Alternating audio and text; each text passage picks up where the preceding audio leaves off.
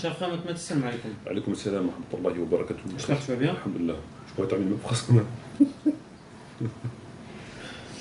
Donc je vais te poser la question d'un internaute qui t'a posé deux questions, une sur le hadith du bassin et une sur les ablutions. Ouais, ça fait longtemps qu'il attend la réponse. Et il veut sa réponse. Bon, tu vas lui donner sa réponse. Donc avant tout, أعوذ بالله من الشيطان الرجيم بسم الله الرحمن الرحيم والصلاة والسلام على سيدنا محمد وعلى آله وصحبه أجمعين والسلام عليكم ورحمة الله وبركاته. Frères et sœurs, assalamu alaikum wa rahmatullahi wa barakatuh, et le bonsoir aux éventuels non-musulmans qui écouteraient cette vidéo parce qu'ils ont le droit d'écouter la vidéo. Ok, donc je vais poser la première question. Dans une vidéo, tu affirmes que dans le verset des ablutions, il s'agit de masah pour les pieds, or c'est al-rusul. Vu que dans le mot arjulakum, il y a une fatha dans la lettre lem, en conséquence la liaison revient à al-rusul. Donc pour celles et ceux qui ne connaissent pas le sujet, on avait fait une vidéo sur le fait qu'on devait essuyer les pieds, pas essuyer les pieds, laver les pieds, etc. etc. Et donc le frère nous explique que en fait, dans la lecture du verset et dans la grammaire arabe, la fatha qui est sur le lem renvoie à ce terme, etc. Donc c'est un truc de grammaire, et donc par conséquent, il s'agit non pas d'essuyer, mais de laver. Alors, mon frère, ce que j'aimerais dire, c'est qu'il faut savoir que les harakat, la voyellation, n'existe pas à l'époque du prophète. Ça a été fait ultérieurement, d'où ces divergences de lecture et le sujet de la compilation du Coran, etc. Donc, ça, c'est un premier point. Donc, on ne peut pas se reposer sur ce que le frère a dit pour avoir cette compréhension de la lecture. Premier point. Deuxième point, il faut savoir que sur ce sujet, de laver les pieds ou essuyer les pieds, il y a divergence. Pourquoi il y a divergence? Lorsqu'on prend le tafsir de l'imam al-Tabari, qui est ici, on prend le verset, ce verset concerné, on a effectivement l'avis du frère qui dit, c'est dit dans ce livre-là. Donc certains ont adopté cette opinion-là. Néanmoins, par exemple, Ibn Abbas, qu'est-ce qu'il dit sur ce verset? Il dit, l'ablution consiste en deux lavages, celui du visage et des mains, et en deux passages des mains, massah, sur la tête et sur les pieds. Donc d'après Ibn Abbas, il faut essuyer, non pas laver. Il y a un compagnon qui a fait un prêche, et dans ce prêche, il dit, dans un sermon, il dit lavez votre visage et vos mains et passez vos mains sur la tête et lavez vos pieds, car il n'y a rien du corps de l'homme qui soit plus proche de la souillure que les pieds. Lavez donc les dessous et les dessous de vos pieds. Donc un compagnon a fait ce discours-là, il dit qu'il faut laver le pied. Et Anas ibn Malik, qu'est-ce qu'il dit par rapport à ce prêche-là, à ce discours du compagnon? Il dit Allah a dit vrai, par contre Al-Hajjaj a dit faux, car Allah a dit passez vos mains sur la tête et sur les pieds. Donc massah. Du fait, lorsque Anas faisait des ablutions et passait de la main sur les pieds, il les humidifiait seulement. Donc d'après Anas, lui, il faut et Ibn Abbas, il ne faut pas laver, il faut humidifier les mains et voilà. Donc, pour résumer la question, il y a deux avis. Et on ne peut pas se borner uniquement à la voyellation. Ceux qui pensent qu'il faut laver, et ceux comme Ibn Abbas et Anas qui pensent qu'il faut non pas laver, mais essuyer. Voilà. Ok. Maintenant, on va aborder le sujet sur le hadith du bassin. Très rapidement, Inch'Allah. D'accord. Donc, la question est assez longue, donc je vais lire certains passages et je vais en résumer d'autres. Par rapport au hadith du bassin, tu dis que des compagnons du prophète seront mis à l'écart. Or, ce ne sont pas des compagnons dans le sens qui a été mis en place par la majorité des savants, c'est-à-dire ceux qui ont vu le prophète, ont cru en lui et sont morts ainsi. Mais plutôt comme ceux dont tu as parlé dans une de tes vidéos, ceux qui ont apostasié du temps d'Abou Bakr et les hypocrites. Donc on ne peut pas dire que dans le hadith il s'agisse de compagnons, mais plutôt d'hypocrites ou de gens qui ont apostasié. Ensuite, si on prend le sens linguistique, bien sûr qu'un hypocrite a accompagné le prophète dans sa vie, mais peut-on dire qu'il est musulman juste parce qu'il l'a accompagné? Donc on va revenir sur cette histoire de compagnons du jour du bassin. Bon. Pour faire un bref résumé, dans les sahih, entre autres de Bukhari et de l'imam Muslim, donc dans les deux sahih, il est fait état que le prophète Mohammed, le jour de la résurrection, l'Yom al-Qiyamah, il sera précédé de son bassin. D'accord? À ce moment-là, il verra un certain nombre de personnes être amenées vers l'enfer. Le prophète Mohammed dira Seigneur, ce sont mes compagnons. Des gens qui me reconnaîtront et que je reconnaîtrai. À ce moment-là, Allah Azza wa Jalla lui dira tu ne sais pas ce qu'ils ont fait après toi, ils sont revenus sur leur pas. Fin de citation. Et le prophète dira loin de moi ceux qui sont revenus sur leur pas, etc. Donc, lorsque tu lis le hadith en question, avec les divergences, les variantes, le prophète Mohammed, qu'est-ce qu'on retient dans le texte? On retient que le prophète Mohammed dira ce sont mes compagnons, ashabi, premier point. Deuxième des points, c'est qu'ils iront en enfer, donc comme il est mentionné, et parce qu'ils ont changé après lui. Donc, quand tu lis ce texte-là, tu comprends, la chose elle est simple à comprendre. Mes compagnons, et non pas des gens, pas des hommes, pas des femmes, mes compagnons. Et ils ont changé après lui. Le frère nous dit que ce ne sont pas des compagnons au sens comme les savants l'ont défini, merci. C'est-à-dire que pour la compréhension dans le sunnisme, ou plus particulièrement la Sunna wa Jama'a, qui a été faite bien après la mort du prophète, parce qu'il y a eu divergence, il y a eu débat sur savoir comment. C'est pas le prophète qui a dit c'est quoi un compagnon. Ça s'est fait bien des siècles après, au moins 1 ou 2 siècles après, ils ont discuté pour savoir qu'est-ce qu'était un compagnon. Donc c'est pas une science qui nous vient du Coran ou de la Sunna, même si le terme est dans le Coran de la Sunna. D'accord? Donc c'est un débat d'idées en fait. Donc on peut remettre en question. Qu'est-ce que. Ils ont dit un compagnon, c'est quelqu'un qui a vu le prophète, ne serait-ce qu'une seconde, qui a cru en prophète et qui est mort musulman. C'est un compagnon. À partir de là, il est mieux que le reste de l'humanité. Ces gens qui vont en enfer, pour ce frère, ne peuvent pas être des compagnons. Puisque, si certes ils ont vu le prophète, ils ont cru en lui, mais ils ne sont pas morts musulmans. Donc, ce n'est pas des compagnons. Il faut remplir les 3 critères. Le problème dans cette compréhension, elle est erronée. Pourquoi? Qui peut savoir qui est mort musulman et qui n'est pas mort musulman? Qui? Si moi je prends un livre de tariq, de hadith, à part les grandes figures de l'islam, ceux-là on n'en parle pas, Ali, Omar, etc., on n'en parle pas. On prend des livres d'histoire, il a plein de compagnons, d'accord? Et je sors 10 noms de ces compagnons, dont entre autres Muawiyah. Est-ce que quelqu'un peut me dire si ces gens sont morts musulmans? Ils ont vu le prophète? Je pense qu'ils n'ont plus, ils n'étaient pas aveugles. Ils ont cru en lui? Ben oui, vraisemblablement ils ont cru en lui parce qu'ils ont fait la prière, ils ont bataillé à ses côtés, pas de problème. Le prophète Mohammed il est mort. Est-ce que ces gens, est-ce qu'il y a quelqu'un aujourd'hui qui peut nous dire s'ils sont morts musulmans? Qui peut nous dire s'ils sont morts musulmans ou pas? À part Allah lui-même. Personne. Donc c'est pour ça que c'est ce 3e point qui cause problème. C'est que personne ne sait. Donc si moi je prends ces 10 noms et que je leur donne à eux, ces gens, dont entre autres le frère, je leur dis est-ce que c'est des compagnons? Ils vont me dire oui, c'est des compagnons. Ils vont les vénérer comme des compagnons. Alors qu'ils ne savent pas s'ils sont morts musulmans ou pas. Or, le prophète lui-même, Mohammed ne savait pas s'ils étaient musulmans ou pas. Parce que lui-même, il est étonné. Il dira, je verrai un certain nombre de mes compagnons qui me reconnaîtront, que je reconnaîtrai. Je dirai, Seigneur, sont mes compagnons. Donc le prophète lui-même, il est mort avec une image de compagnons. Donc s'il est mort, le prophète, avec une image de compagnons, le prophète lui-même ne sait pas. C'est comment eux peuvent le savoir. Parce que le prophète lui-même, il est étonné. Et Allah va lui apprendre, il dira, tu ne sais pas ce qu'ils ont fait après ton départ. Ils sont revenus sur le pas. Donc le prophète lui-même ne le sait pas. Donc c'est pas eux qui vont le savoir. Et c'est ça qui pose problème. C'est qu'eux, ils ont la prétention de connaître, de savoir ce que c'est un prophète vu, le prophète, croire en lui et mort musulman. Mais personne ne peut savoir qui est mort musulman ou pas. Personne ne peut savoir ce que quelqu'un a fait, comment ils sont revenus sur le pas. Eux, ils veulent attribuer ces gens qui vont en enfer comme étant les gens qui ont apostasié à l'époque d'Abou Bakr. Mais est-ce que dans le hadith, on a une information qui renvoie à ces gens-là? Aucune. Artadou. D'accord? Ou ils sont revenus sur le pas, mais est-ce qu'on a une information qui nous dit que c'est ces gens-là? Non, on n'a aucune information. La seule information qu'on a, c'est que c'est des compagnons et que le prophète les connaissait. Mais il n'y a personne qui nous dit que c'est ces gens-là. Donc il est bien facile pour essayer de ne pas discréditer cette définition de compagnon, de renvoyer ça à telle ou telle personne pour conserver cette opinion-là. Et or, c'est quelque chose qui ne tient pas à l'analyse. Voilà, personne ne peut le savoir. Et moi, je reste fidèle au texte qui, lui, nous dit ce sont mes compagnons, ashabé, ce sont mes compagnons. Et Allah lui dira tu ne sais pas ce qu'ils ont fait prêter à mort. Donc, le prophète est mort avec une bonne image d'eux, cependant, ils ont changé. Moi, je pense que ces gens, il faut les chercher, à commencer par la bataille de Siffin. Lorsque tu vois qu'il y a eu des milliers de morts pour le pouvoir et que Ammar ibn Yasser a été décapité alors qu'on sait qui il était, et je ne pense pas que ce soit des crimes qui puissent rester impunis. D'accord? Je ne pense pas que ce soit des crimes. D'accord? Donc on les a blanchis en disant que c'était une divergence, que tous les deux étaient sincères, etc. etc.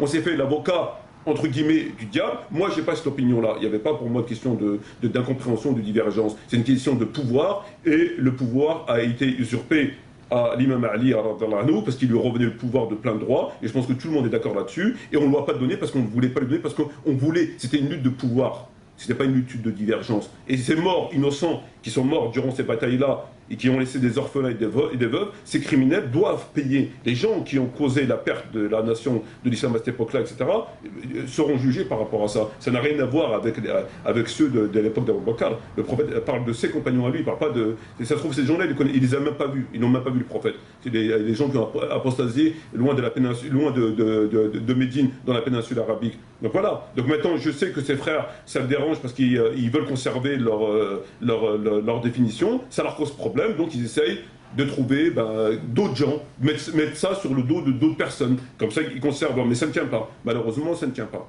Et j'en suis désolé. D'accord. Comme il nous reste un peu de temps, j'aimerais qu'on parle... Combien de temps il reste 9 minutes à peu près. C'est pas mal. C'est pas mal. C'est pas mal. Donc j'aimerais qu'on parle de ce qui s'est passé en Tunisie, plus exactement.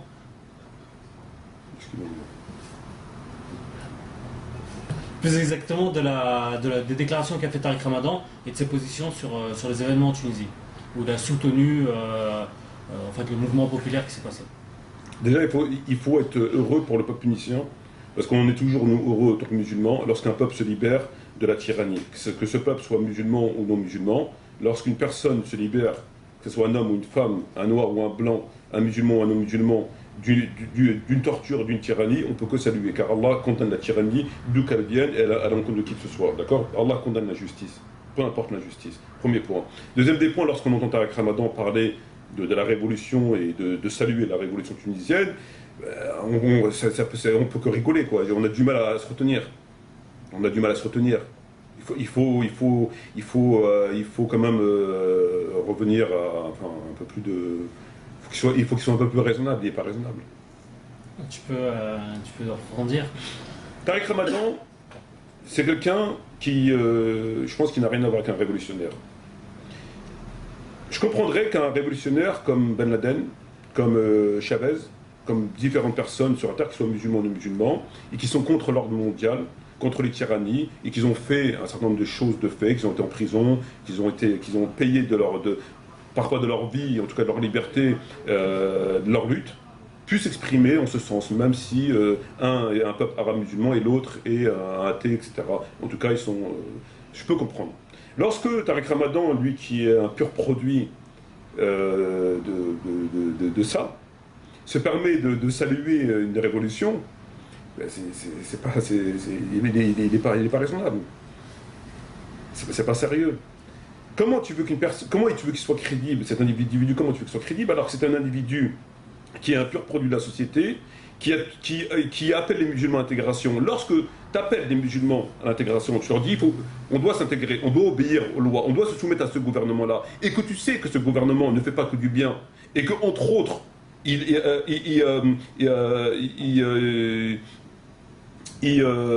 soutient ces espèces de tyrannie pour contrer la menace islamiste, comme c'est le cas du Maroc, on connaît le rôle de la France, sa politique extérieure, on sait qu'ils soutiennent, etc. Et que tu le sais, mais que tu demandes en même temps aux musulmans de se soumettre à ce gouvernement-là, par conséquent, tu te rends complice de ce gouvernement, automatiquement. Parce que justement, tu le sais. Et Tariq Ramadan, il a fait ça toute sa vie. C'est-à-dire que pendant 23 ans, Tariq Ramadan, il a fait quoi par rapport à la Tunisie, par rapport aux tyrannies à travers le monde? Il a strictement rien fait. Parce qu'il demande de se soumettre, comme tout citoyen, au gouvernement. Et ce gouvernement qui sait qu'il ne fait pas que du bien. Donc bien sûr qu'il va te dire oui, mais moi je demande de se soumettre uniquement pour les bonnes choses, mais ça n'existe pas. Lorsque tu es un citoyen et que tu appelles des gens à se soumettre à un gouvernement, tu l'appelles à se soumettre pour l'ensemble des choses. Il y a pas de, tu vas pas leur dire que tu te soumets comme Tariq Ramadan, son discours c'est ça.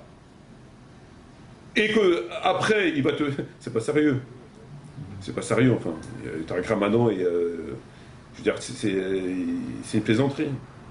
C'est de la récupération. C'est de la récupération. Les propos de Tariq Ramadan, c'est les mêmes que Sarkozy.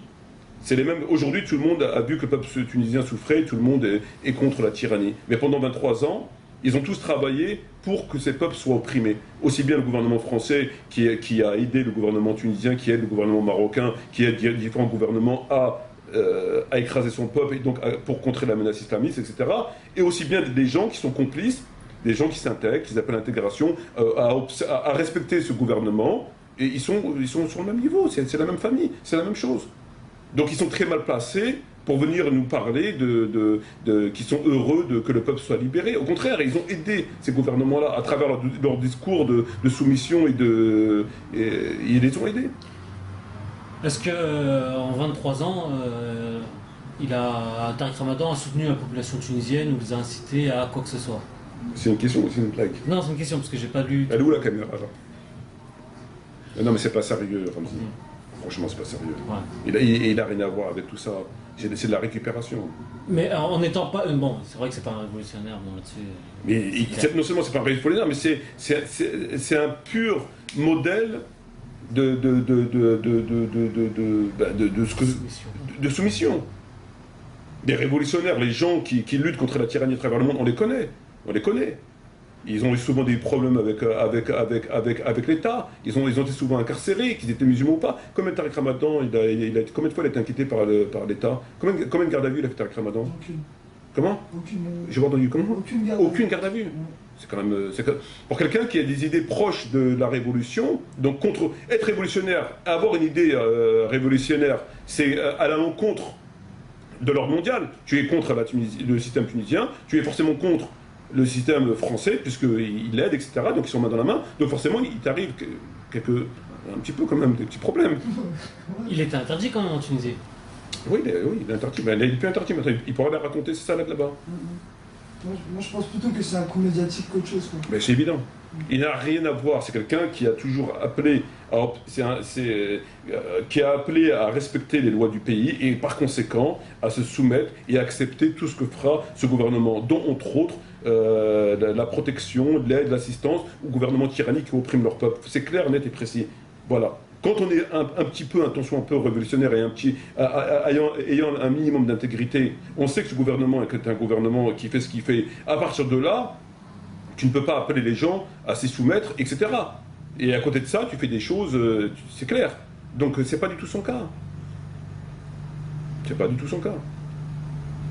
Tu as plus de facilité à croire des gens dans le gouvernement, que ce soit de droite ou de gauche, qui sont contents pour le peuple tunisien, parce que ils sont réellement contents. Malheureusement, ils sont dans le gouvernement parce qu'ils ne sont pas musulmans. Hein, mais ils sont réellement, je pense, sincèrement contents que quelqu'un qui connaît les références coraniques, prophétiques et qui sait tout ça, mais qui les contredit et qui vient te dire après, c'est bien. Ça n'a pas de sens. C'est ni plus ni moins que de l'hypocrisie comme pour tous les autres sujets et de la récupération. Voilà, c'est tout. Ni plus ni moins que ça. Il a soutenu le candidat entre guillemets islamiste Non, au contraire. Lorsqu'on lui a posé la question, on l'a dit par rapport au truc, il a dit maintenant tous les partis doivent jouer le jeu démocratique, etc. Et à aucun moment il a dit j'espère qu'un parti islamique sera au pouvoir. C'est quand même drôle pour un musulman. C'est quand même drôle pour un musulman. Les autres, les non-musulmans, Sarkozy et d'autres politiques français et autres, ils l'ont dit clairement. Il faut tout faire pour pas que les islamistes prennent les pouvoirs. Eux, ils l'ont dit clairement. Alors que lui, lorsqu'on a posé la question, il n'a pas dit j'espère que les musulmans soient au pouvoir. Il a dit, eh ben maintenant c'est bon, chacun doit se présenter, les communistes, les socialistes, les athées, tout ce que tu veux, et puis allons-y quoi. À aucun moment il a souhaité la victoire des musulmans. Ça va dans le même sens de son... C'est toujours pareil. Voilà. Alors que toute sa vie, il a contribué à l'oppression des peuples à travers son discours de soumission et d'intégration. Toute sa vie. On ne peut pas dissocier l'aide directe du gouvernement français à l'État de Ben Ali ou du royaume marocain ou algérien, peu importe, donc l'aide directe, claire et directe, on envoie des armes, on les aide, etc. Et les gens qui sont en dessous, les citoyens qui sont en dessous, et qui eux aussi incitent les musulmans à se plier à ces dirigeants-là. C'est pareil, on ne peut pas les dissocier. Lorsqu'on est un tant soit peu juste et intègre, on se dissocie. Voilà. Ok. Bah écoute, je te remercie, Omar. De rien. Merci beaucoup. Shukran jazirin wa salam alaikum wa rahmatullahi wa barakatuh. J'espère à la prochaine, Inch'Allah.